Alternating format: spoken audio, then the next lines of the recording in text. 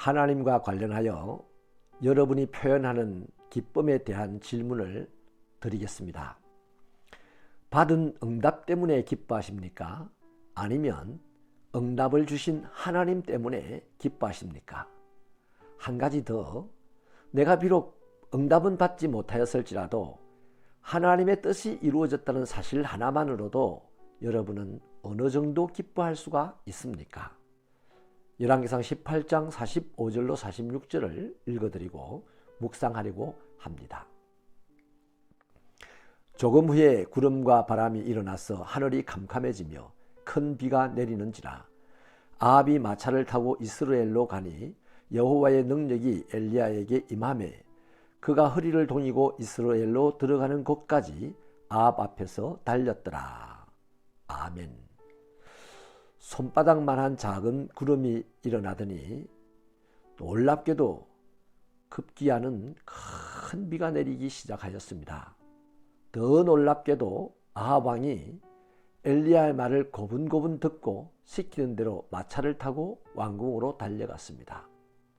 더 놀랍기는 엘리야가 마차보다 더 빨리 달리며 앞서서 달려갔다는 것입니다. 사람이 무려 16km나 되는 거리를 말보다 빨리 달린다는 것은 불가능한 일이죠. 만약에 가능했다면 하나님께서 그를 안고 달렸기 때문입니다. 하나님은 전능하시기 때문이죠. 오늘 이 빛 속에서 엘리야에게 그 전능하신 하나님의 역사가 나타났습니다. 여러분은 이 만화 같은 광경을 어떻게 이해하렵니까? 제가 어린 시절에 한 부흥회에 참여하였습니다. 마침 그 강사님이 이 말씀을 본문으로 설교를 하셨는데, 요지는 너희도 엘리야처럼 기도하면 능력을 받아서 이 시대에 차보다 빨리 달리는 사람이 될 수 있다 라고 하셨습니다. 웬일인지 모든 성도들이 은혜를 받았고 강사님의 인도를 따라 오랜 시간 동안 열정을 다하여서 기도하였습니다. 저도 기도할 이유가 생겼습니다. 마침 다음 날이 기말고사가 시작되는 날인데 공부는 안 되었고 기도해서 성적을 올려야지 하는 생각에 믿습니다 하면서 열심히 기도했죠. 그리고 다음 날 시험을 치렀는데 결과는 전달보다 훨씬 더 꽝이었습니다. 도대체 무엇이 잘못되었을까요? 틀림없이 성적이 좋게 해달라고 기도하는 것보다는 평상시에 공부를 열심히 할 수 있는 태도와 근성을 달라고 기도하는 것이 맞는 기도였습니다. 엘리야가 말보다 더 빨리 달렸다 하는 이 사실은 기도하면 권능을 받고 엘리야처럼 초능력자가 된다는 것을 가르치는 것은 아닙니다. 만약 이런 식으로 해석을 한다면 그 사람은 올바른 해석을 한 것이 아니고요. 안타깝게도 그리스도인들을 미혹하고 선동하는 설교자에 불과하다고 보겠습니다. 그렇다면 엘리야가 갈멜산에서 이스라엘로 들어가는 길목까지 말보다 더 빨리 뛰었던 이유가 무엇이었겠습니까? 기도의 응답으로 인해서 오는 엘리야의 기쁨을 보여주기 위한 것이죠. 자신이 말한 대로 하나님께서 비를 내리지 않았습니다. 무려 3년 6개월이었죠. 그리고 하나님이 말씀하신 대로 비를 내렸습니다. 이 하나님의 완벽하신 역사들 속에서 엘리야 자신이 기도로 참여하였다는 것이 너무나 기뻤습니다. 엘리야는 그 기쁨을 참을 수 없어서 그래서 뛰고 달리고 춤을 추었습니다. 그런 엘리야를 하나님은 빛 속에서 안고 달려간 것이죠. 저는 이렇게 해석을 합니다. 엘리야는 자신이 말보다 빠르다는 그 능력자임을 자랑하려고 한 것은 아닙니다. 그토록 원하던 하나님의 역사가 일어난 것이 기뻤던 것이죠.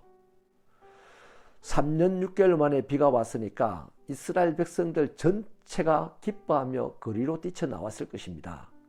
마침 그 거리에는 아합 왕이 비를 맞고 달려오고 있었습니다. 백성들의 환호 소리가 엄청났을 것은 자명합니다. 하나님은요, 세상이 당신의 이름을 알기를 원하십니다. 엘리야도 이것을 알죠. 이 땅에 비가 와야 할 이유도 바로 여호와가 하나님이라는 사실을 백성들이 알기를 바라서입니다. 지금이 절호의 기회였습니다.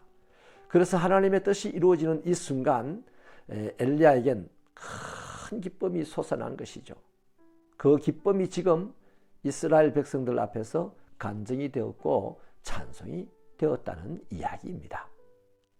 물론요, 이스라엘 백성들이 제정신이 돌아오면 여전히 우상 숭배의 소굴에 빠져들 것입니다.